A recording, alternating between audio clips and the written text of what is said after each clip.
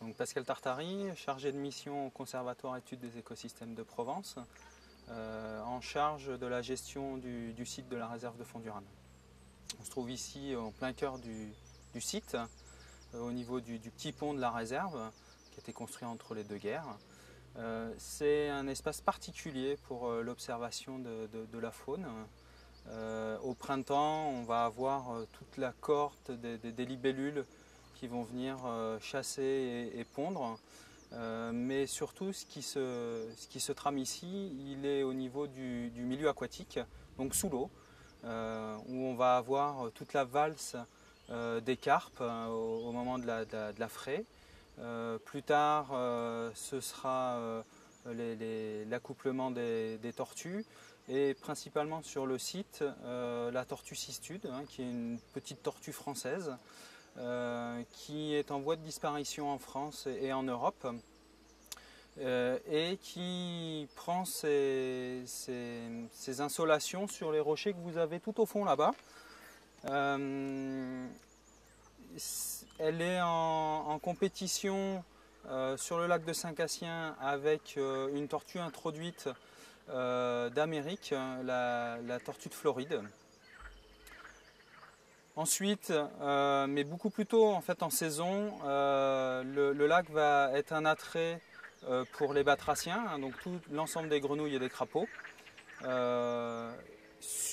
Principalement sur le lac, on va avoir les espèces qui ne sont pas prédatées par les poissons. Et sur les zones humides connexes, c'est-à-dire les petites mares, on va avoir toutes les autres espèces qui, elles, craignent la prédation des poissons. Donc la tortue cistude d'Europe est une espèce qui est omnivore, hein, et plutôt aussi charognarde. Elle s'occupe d'épurer en fait le plan d'eau des animaux et des maladies.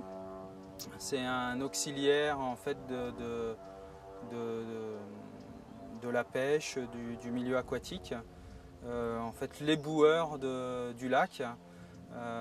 Dès qu'un poisson a une maladie, il va donc mourir probablement, et cette tortue-là va le consommer et il se passe en fait une épuration de la maladie, puisque la maladie qui a tué le poisson n'est pas transmissible à la tortue, et par l'effet de prédation, la maladie ne va plus se retrouver dans l'eau et donc ne va pas engendrer de nouvelles mortalités de poissons.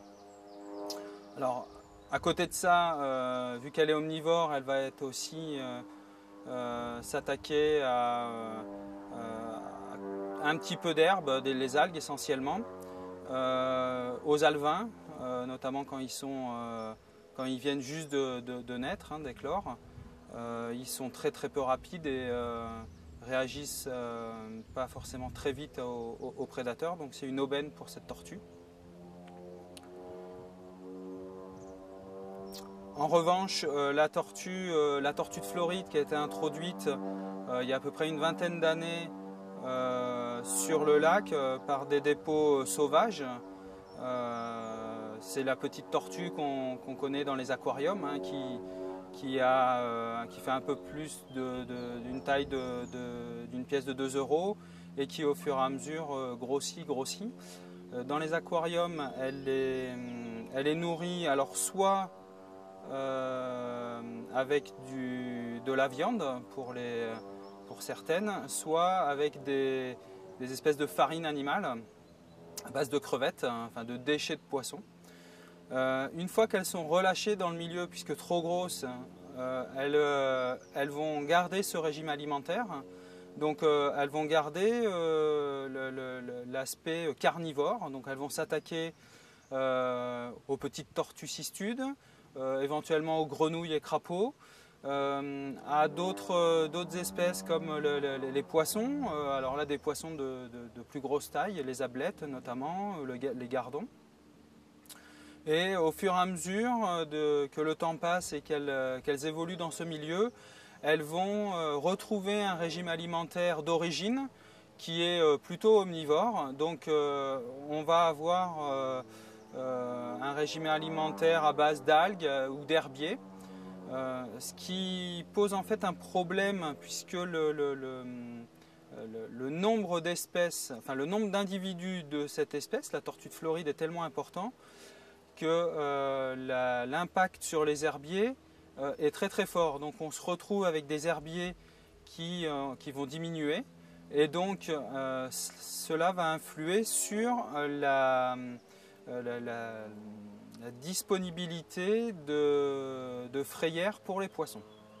Donc on est dans un cercle vicieux où la tortue en même temps limite la reproduction des poissons et les consomme. Ce qui a pour conséquence effectivement une baisse de certaines classes de poissons, donc un déséquilibre sur le site.